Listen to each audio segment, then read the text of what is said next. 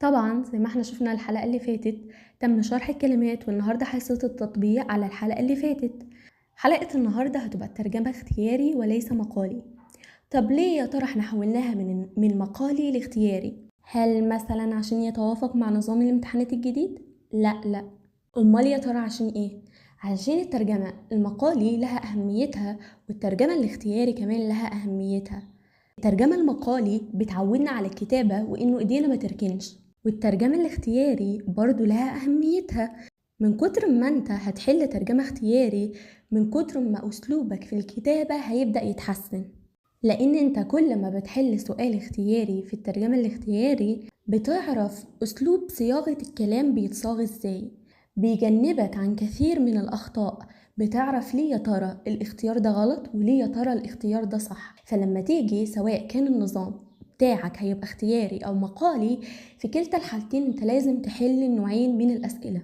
وكمان 5 حلقات كده هنرجع تاني للترجمة المقالي، وهكذا شوية ترجمة مقالي وشوية ترجمة اختياري.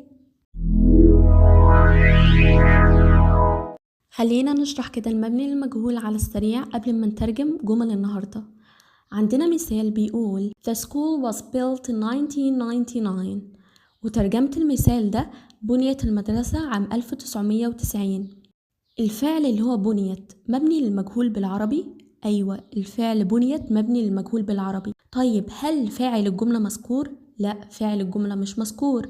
أنا مش عارفة مين اللي بنى المدرسة دي، هل أحمد هل محمد؟ مش ذكر لي في الجملة مين اللي بنى المدرسة دي، مين الفاعل اللي قام بالفعل. طيب هل المفعول مذكور؟ أيوة، المفعول مذكور اللي هو المدرسة، اللي هو نائب الفاعل بالعربي.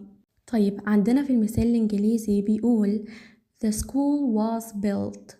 ليه يا ترى قال was built؟ عندنا حاجة اسمها المبني للمجهول.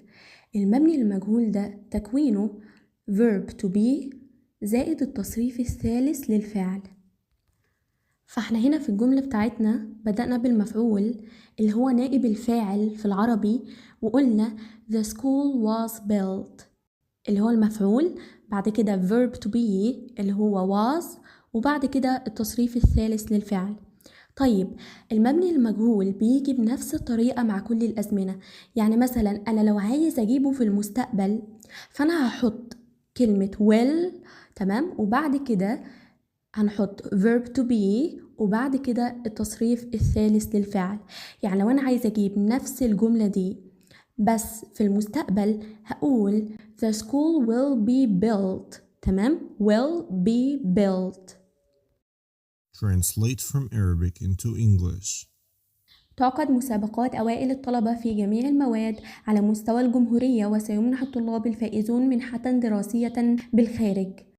Top form contests are held in all subjects all over the Republic, and the winner students will be given a scholarship abroad. يلا بينا ناخد الجملة حتة حتة. Top form contests are held. هل are held دي صح ولا غلط؟ أيوة صح، لأن هي الجملة أصلا مبنية للمجهول، بيقول تعقد مسابقات أوائل الطلبة، واستعمل are علشان المفعول اللي هو اللي تقدم في الأول جمع. In all subjects all over the Republic، الحتة دي مكتوبة صح. And the winner students will be given، هو بيقولك بالعربي وسيمنح الطلاب الفائزون، يعني الجملة مبنية للمجهول. طب هل will be give دي مبنية للمجهول؟ حد هيجي يقول لي أيوة مبنية للمجهول، ما هو في verb to be وبعد كده بعديه فعل. طيب هو ده اللي أنا لسه شرحاه من شوية، لازم verb to be يبقى بعديه الفعل جاي في التصريف الثالث. طيب هل كلمة give دي موجودة في التصريف الثالث؟ لا غلط، دي موجودة في التصريف الأول، يبقى الاختياري ده غلط. يبقى المفروض كان يقول will be given، لأن التصريف الثالث من الفعل give هي given. الاختيار التاني هنبدأ نفصصه كده من الأول، مش هنقرأه كله. Top form contests is held in all subjects. المفعول اللي احنا قدمناه، تمام، مش صح هو جمع؟ أيوة. طب طالما هو جمع ازاي هو حاطط لي is؟ المفروض كانت تبقى are، يبقى الاختيار التاني هو كمان غلط. الاختيار الثالث بيقول Top form contests are held in all subjects. طيب نقف لعندي هنا. هو هنا جمالي الصفة اللي هي top عاملها tops. طيب هل الصفة في الإنجليزي بتجمع؟ لا، الصفة في الإنجليزي لا تجمع، يبقى الاختيار ده غلط علشان هو جمالي الصفة. الاختيار الأخير بيقول Top form contests are held in all subjects all over the Republic and the winner students will be given a scholarship abroad. عامل كلمة top مفرد لأن هي صفة، الكلام ده جميل جدا. وعامل are held صح لأن are احنا اتفقنا عليها، فالعند هنا كده الكلام جميل. بيقول will be given كده المبني للمجهول هنا مكتوب تمام التمام، يبقى الجملة الأخيرة الجملة دي صحيحة. دلوقتي الاختيارات كلها هتختفي والجملة اللي بالعربي هتظهر لك على الشاشة، وانت حاول تترجمها تاني بإيدك وتشوف مدى تشابه صياغة الكتابة اللي انت كتبتها بالاختيار الرابع. يا ترى ايه الفرق ما بين instead و instead of؟ لو عرفت الفرق ما بين معناهم بالعربي هتعرف استخدامهم هما الاتنين. instead معناها بدلا من ذلك، بينما instead of معناها بدلا من. يعني مثلا أنا لو قلت بالعربي كنت أريد الاتصال بوالدتي، بدلا من ذلك اتصلت بأختي، هي بدلا من ذلك دي اللي هي instead. فهقولها ازاي بالانجليزي؟ هقول I wanted to call my mother instead I called my sister. هنا استعملنا instead في بداية الجملة التانية. ليه؟ عشان المعنى يتطلب معنى بدلا من ذلك. طيب instead بيبقى مكانها فين في الجملة؟ بيبقى في بداية الجملة التانية أو في نهاية الجملة التانية. يعني نفس الجملة دي كان ممكن أقول I wanted to call my mother I called my sister instead. تمام؟ كده خلصنا من instead. نخش على instead of.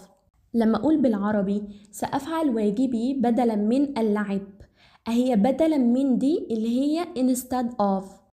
واللعب دي اسم ولا فعل بالعربي؟ اللعب دي اسم، فبالتالي من المنطق instead of هيأتي بعدها لا إما noun لا إما verb مضاف له ing. فهقولها ازاي بالإنجليزي؟ هقول I'll do my homework instead of playing. Translate from Arabic into English. لقد أصبحت ضرورة ملحة البدء في إنشاء عاصمة جديدة بدلا من القاهرة. أول اختيار بيقول It has become an urgent need to begin setting up a new capital instead of Cairo. بيقول It has become، هو عايز يستخدم هنا زمن المضارع التام. ليه؟ علشان في العربي بيقول لقد، واحنا اتفقنا في الحلقات اللي فاتت لو في العربي مترجم بلقد بيبقى الزمن زمن المضارع التام. طيب زمن المضارع التام بيتكون من ايه؟ بيتكون من have و has بلس التصريف الثالث للفعل. طيب هل became هي التصريف الثالث من الفعل؟ لا، became ده التصريف الثاني من الفعل، يبقى الاختيار ده غلط. والتصحيح المفروض كان يقول it has become. It have become an urgent need to، من غير ما كمله، مفيش حاجة اسمها it have، it has، يبقى الاختيار التاني غلط. It has become an urgent need to begin setting up a new capital instead of Cairo. طيب احنا ما نعرفش يا ترى الاختيار ده صح ولا غلط، فخلينا نقرأ الاختيار الرابع ونشوف ايه الفرق ما بين الاختيار الثالث والاختيار الرابع. It has become an urgent need to begin set up a new capital instead of Cairo. فمن الواضح كده انه الفرق ما بين الاختيار الثالث والاختيار الرابع هو اللي جاي بعد الفيرب اللي هو begin. طيب ايه رأيكم نيجي نشرح الفرق ما بين begin و start؟ begin و start الاتنين معناهم يبدأ، والاتنين بيجي بعدهم to والمصدر أو verb مضاف له ing بدون to. طيب ايه الفرق ما بين begin و start؟ begin أكثر رسمية من start.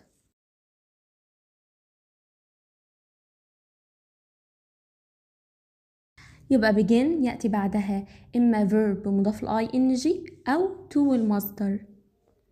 ولكن في حالة واحدة بس begin يأتي بعدها to المصدر وما ينفعش يأتي بعدها verb مضاف ل ing.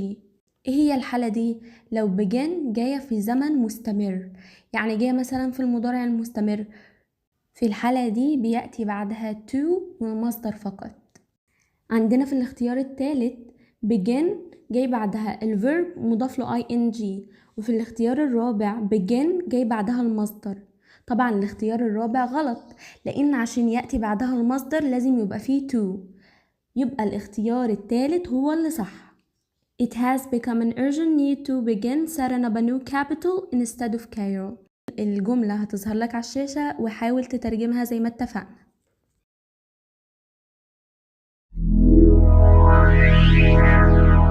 Translate from Arabic into English. إن رغبة مصر في إنشاء مفاعل نووي لا يتنافى أبدا مع دعوتها لجعل الشرق الأوسط منطقة خالية من أسلحة الدمار الشامل. Egypt's desire to create a nuclear reactor is never incompatible with its goal to make the Middle East a zone free of mass destruction weapons. بيقول Egypt's desire to create a nuclear reactor. ايه الخطأ اللي هنا؟ المفروض كان يبقى فيه apostrophe اس الملكية ما بين Egypt و desire، لأنه بيقول رغبة مصر. يعني مثلا لما أقول رغبة الولد هقول the boy's desire، هنا بحط apostrophe اس الملكية. برضو هنا نفس الحوار، المفروض ان انا كنت احط apostrophe اس الملكية.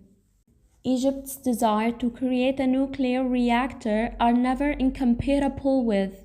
هو ليه هنا قال are؟ مش صح، المفروض كانت تبقى is، لأن فاعل الجملة مفرد، رغبة مصر دي مفرد وليست جمع، فهو ليه هنا استعمل are؟ يبقى الاختيار ده غلط.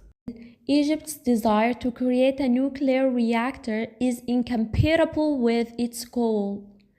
الله، ده بيقول رغبة مصر تتنافى مع دعوتها. طب هو أصلا في الترجمة بيقول لك إن رغبة مصر في إنشاء مفاعل نووي لا يتنافى أبدا، تحت بيقول يتنافى، فبالتالي هنا عكس المعنى خالص، فبالتالي الاختيار الثالث غلط. Egypt's desire to create a nuclear reactor is never incompatible with its goal to make the Middle East a zone free of mass destruction weapons. هنا استعمل apostrophe اسم الملكية وقال is، ما قالش are، يبقى الحتة دي صح. واستعمل never incompatible with معناها لا يتنافى أبدا مع، يبقى كده برضو الحتة دي صح. يبقى الإجابة رقم 4 صح. بس عندي ليكوا سؤال، لو حد فيكوا عارف إجابته يكتبها في الكومنتات. هو بيقول لجعل الشرق الأوسط منطقة خالية، مش خالية دي نعت أو صفة لكلمة منطقة؟ أيوة، واحنا اتفقنا من الحلقات اللي فاتت إنه النعت أو الصفة بيسبق الاسم. طب ليه يا ترى هو قال في الاختيار الرابع a zone free of mass؟ ليه ما قالش a free zone of mass؟ لو حد عارف الإجابة ياريت يكتبها لنا في الكومنتات، ولو مش عارفين استنوا للحلقة الجاية. Do you remember؟ هنراجع في الفقرة دي على 4 كلمات قديمة أخدناهم قبل كده. عندك في العمود ده ال5 كلمات دول: عاصمة، قيم، سماوي، السلام، يدرك. وفي العمود التاني ده عندك peace، divine، realize، values. المطلوب منك توصل كل كلمة بمعناها، وعندك كلمة زيادة بالعربي ملهاش ترجمة. معاك 10 ثواني وتقدر توقف الفيديو علشان تاخد وقت أكتر.